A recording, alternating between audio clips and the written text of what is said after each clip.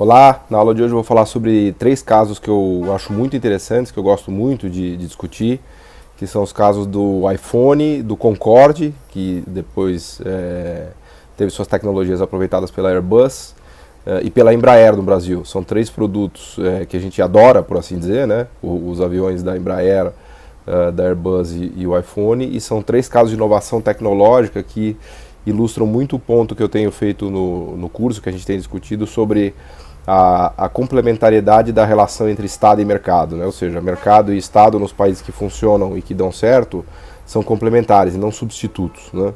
E os casos de inovação do Concorde e do iPhone especificamente nos ajudam a entender isso, né? Esse é um ponto que foi muito bem feito pela Mariana Mazzucato naquele livro dela, O Estado Empreendedor, né? Ela mostra como o iPhone foi fruto dessa interação, dessa sinergia ou dessa simbiose entre setor privado americano e setor público americano, né? E no Brasil a gente tem um belo exemplo disso também, que é a Embraer, né? Começando pelo caso do iPhone, que a Mariana Mazzucato destaca, né? O iPhone ele é produto da genialidade do Steve Jobs, né? Que criou a Apple, né? Tem inclusive várias biografias agora em forma de filme do Steve Jobs, recomendo assistir, são muito legais. Que é uma empresa hoje entre as mais valiosas do mundo, né, praticamente 800 bilhões de dólares de valuation, já ela vai chegar em $1 trilhão, né? Mas a inovação que ela fez com o iPhone é incrível, porque eles conseguiram pegar tecnologias extremamente úteis e relevantes, né, que são a internet e o sistema de GPS, né, de localização no planeta, que foram desenvolvidos basicamente pelo Estado americano, por outros motivos, né? A internet foi desenvolvida porque o Estado americano bolava meios de criar redes em que, mesmo a partir de um ataque na época da Guerra Fria, a rede poderia ser robusta, né? Eram redes dispersas, com hubs dispersos, né? Com sistemas de comunicação dispersos, ou seja, não eram mainframes com redes, com sistemas muito centralizados, vulneráveis a ataques, né? Então a internet veio um pouco dessa pesquisa de protocolos de comunicação e de redes dispersas como uma estratégia de defesa do governo americano, né? Foi meio que sem querer que nasceu a internet, né? A gente pode dizer que no limite a internet nasceu como a partir do medo americano do bombardeio soviético, por assim dizer, né? Então a internet foi toda ela feita com pesquisa pública, com investimento público, com gasto público, né? O Estado americano, especialmente da parte militar, né, teve um papel fundamental, né? Mesmo se aplica para o sistema de GPS, que é um sistema de navegação global muito usado pela Marinha Americana originalmente, que acabou se difundindo e hoje é o grande sistema de navegação, não só de navios, né, mas de orientação na Terra, né, a partir de um sistema de satélites, né. Então, a Mazzucato mostra no livro como a grande sacada do Jobs foi pegar essas tecnologias maravilhosas e colocar num aparelhinho super portátil, rápido e ágil, né, de design maravilhoso, que é o iPhone, né, e dar um uso para isso, um uso comum de dia a dia, né. O ponto dela que eu concordo, que eu gosto muito, é que o nosso iPhone, o nosso Samsung Galaxy, que fez algo parecido, né? Aliás, a Samsung é um outro belo exemplo disso, né? Sem internet, sem GPS, esses aparelhos seriam basicamente inúteis, né? Seriam basicamente inúteis, né? O que faz do iPhone um iPhone é justamente o acesso que ele tem ao sistema de localização global e o acesso que ele tem à rede, né? E a capacidade que ele tem de usar a rede de maneira inteligente. Claro que tem a genialidade do Jobs, né? E o Jobs ele é genial em tudo que ele fez, né? Desde dos iMacs, que ele deu a volta por cima, dos iPods, né? Que foi o novo Walkman, né? Dos anos 2000, por assim dizer. E ele soube incorporar essas tecnologias de maneira ultra eficiente, né? Com design, com toda a coisa do apelo do marketing da Apple e assim por diante, né? Então, um belo exemplo dessa simbiose de setor privado e de setor público, né? O caso do iPhone. Outro caso que eu gosto muito é o caso do Concorde, né? Que é aquele famoso avião que viajava na velocidade do som. Para os mais novos, né? Não tiveram a oportunidade de ver os Concordes, né? Eu mesmo vi um Concorde só no museu em Nova York, nunca tive a chance de voar no Concorde, né? Mas para quem é dos anos 80, se lembra do glamour que era o Concorde, né? Fazer aquela rota Nova York-Paris em 4, 5 horas, né?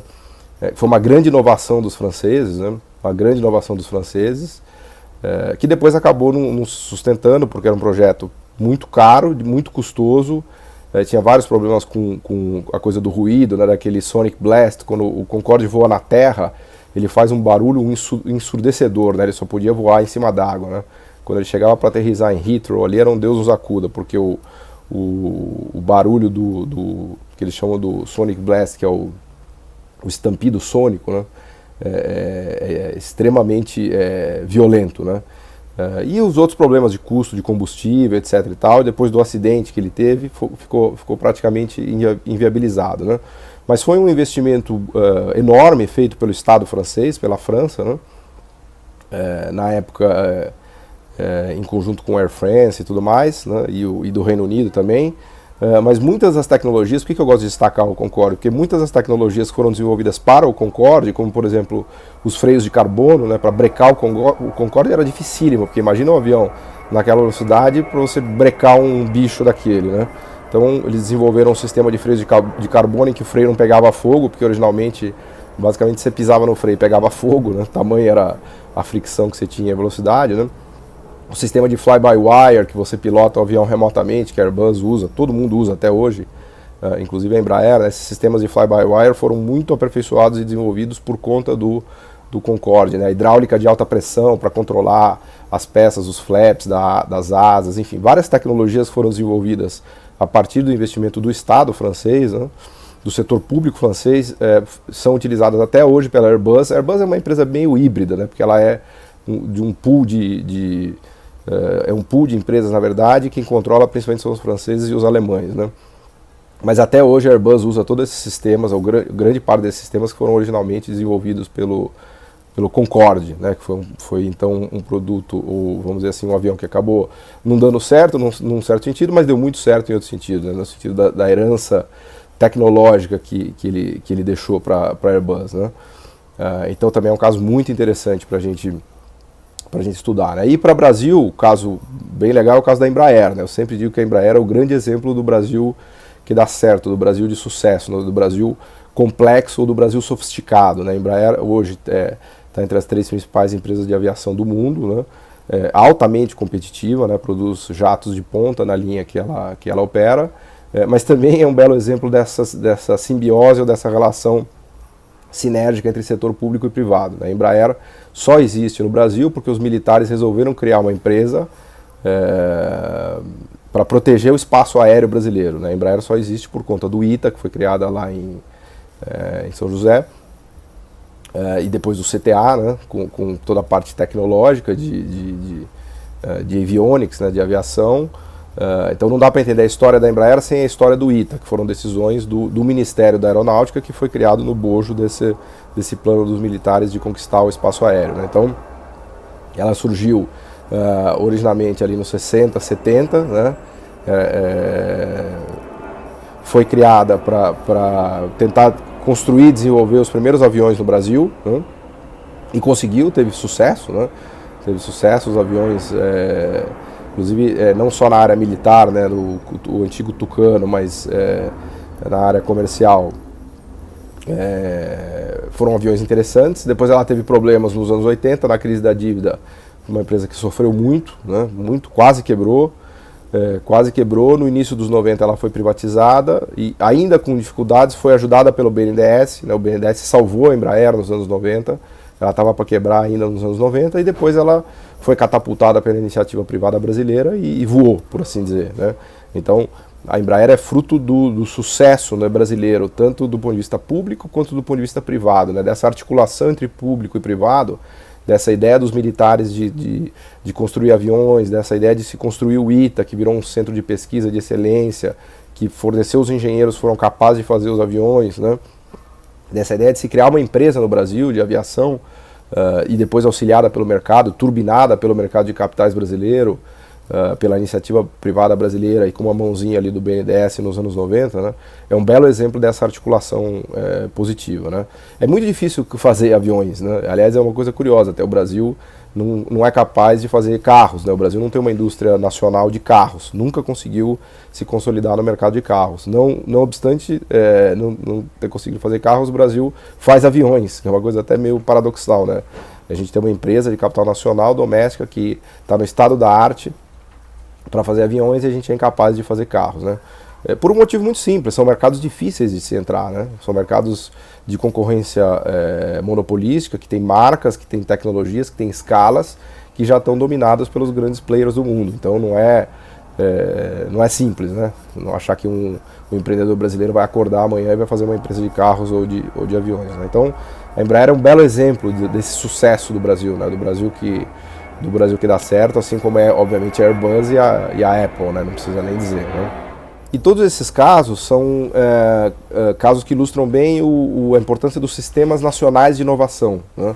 Os sistemas nacionais de inovação incluem 3 pernas, né? A perna privada das empresas que criam e desenvolvem os produtos e vão ao mercado, da parte de financiamento público, do fomento, que é muito importante, o BNDES é um belo exemplo disso, né? Dessa perna do financiamento público, e da parte educacional tecnológica, que envolve os institutos de pesquisa e a universidade, né? Então, essa ideia do Sistema Nacional de Inovação, que vem dos neo-schumpeterianos, que o principal nome relacionado a isso é do Lundvall, os neo-schumpeterianos que desenvolveram essa ideia, no fundo ela está lá atrás no LIST já, né? O Sistema Nacional de Inovação, né? A ideia de que só são ricos os países que têm um Sistema Nacional de Inovação robusto, né? Que são capazes de criar e dominar novas tecnologias, né? E essa criação e domínio de novas tecnologias depende dessa articulação que eu estava mencionando, de Estado e de mercado, e depende do bom funcionamento desses 3 pilares, né?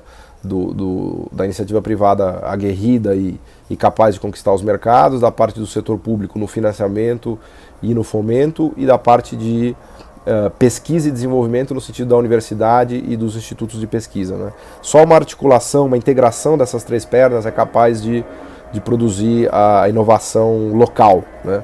A inovação local, daí a ideia do Sistema Nacional de Inovação, né? E nesse sentido, eu acho que o iPhone é um belo exemplo disso, né? O iPhone é um belo exemplo de um Sistema Nacional de Inovação, que é o americano, que é, enfim, poderosíssimo, né? Estou dando um exemplo entre milhares, né? O próprio surgimento da IBM, dos computadores pessoais, se deve muito ao MIT lá em Boston e ao dinheiro que o governo americano injetou no MIT, né? Então é um outro belo exemplo de Sistema Nacional de Inovação funcionando nos Estados Unidos, né? O dinheiro que foi injetado no MIT pelo governo americano e as pesquisas que foram feitas depois naquela coisa do Bell Labs, né? Que é aquela ideia da fábrica de inovações, enfim, teve muito dinheiro público americano, muito fomento nisso e muita competência dos engenheiros, dos pesquisadores e depois da iniciativa privada americana, obviamente, para se aproveitar de tudo isso, né? Então é um outro belo exemplo, né? E o que eu mencionava do Concorde, que redundou, cujas tecnologias vieram parar no Airbus, também é um belo exemplo disso, né? A Airbus é uma empresa fantástica, né? Do ponto de vista de inovação, de domínio tecnológico, né? E está aí brigando cabeça a cabeça com a Boeing para dominar o mercado mundial de inovação, né? Mas o Concorde é só um pequeno pedaço dessa história, né? Uma pequena, vamos dizer assim, uma pequena peça desse quebra-cabeças que é a Airbus, né? Mas de novo um outro belo exemplo de Sistema Nacional de Inovação, no caso agora europeu, né? Acho que é um dos setores em que os europeus ainda conseguem manter um domínio tecnológico muito importante. Aliás, tem uma briga enorme dos europeus com a Boeing por conta dos subsídios, né? Porque esse novo avião da Boeing, que é o 787, o Dreamliner, né, que atrasou muito para sair, tem um processo correndo na OMC em que os europeus acusam a Boeing de ter dado 5 bilhões, do Tesouro Americano ter dado o equivalente a 5 bilhões de dólares em subsídios para a construção do 787, no que eles apelidaram até de subsidy liner, né, de tanto subsídio que recebeu esse avião, né. Teve aqueles problemas com as baterias de lítio que pegavam fogo, enfim. Foi um avião que agora está deslanchando, mas no começo teve problemas, assim como o próprio A380 também teve problemas, né, que foi a grande inovação da Airbus foi o A380, que é um avião gigantesco, o maior avião do mundo, né? Também atrasou muito, 2, 3 anos, depois teve alguns problemas de rachadura nas asas, logo no começo do projeto, andou até caindo turbina da Rolls-Royce no meio do mar, porque teve alguns problemas ali no começo, mas agora parece que está engrenado, né? Então, são 2 casos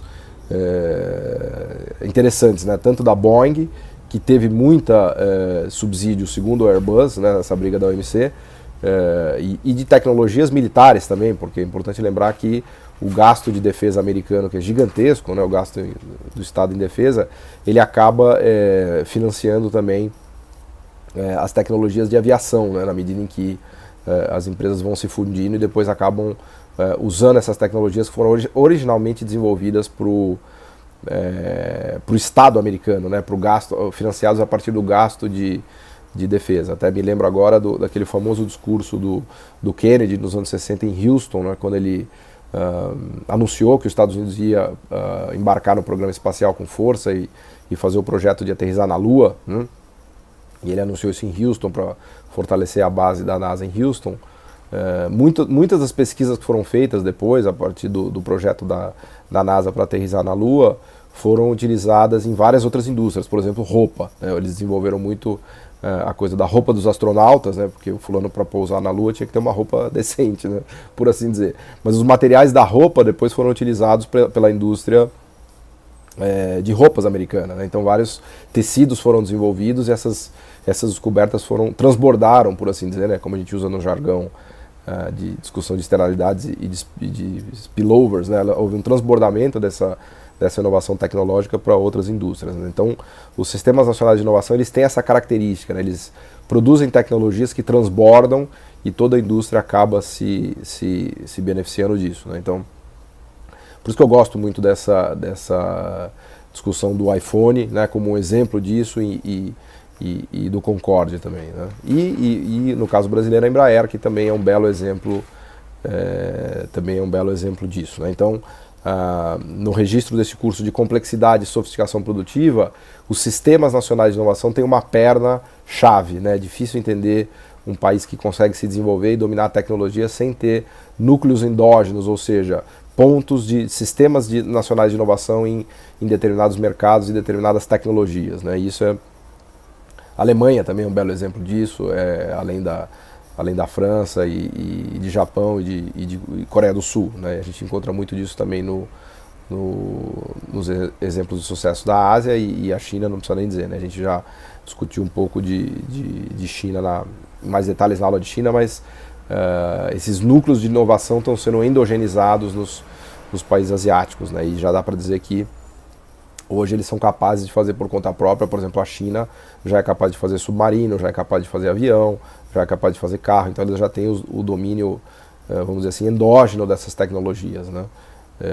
Eles conseguiram dar esses saltos de sofisticação e de complexidade, né? Então, eu destaquei o caso do iPhone, o caso do Concorde, o caso da Embraer, que são casos muito ilustrativos, né? Muito fáceis de se entender e muito ilustrativos, mas a gente tem milhares de exemplos desse daí, mundo afora, para serem estudados e que inclusive já foram documentados, né? Então, esse pilar dos sistemas nacionais de inovação e do investimento público, né? Do papel do investimento público nos sistemas nacionais de inovação é muito importante, né? Muito importante para entender esse avanço da sofisticação produtiva e da complexidade econômica desses países ao redor do mundo. Tá bom? Obrigado.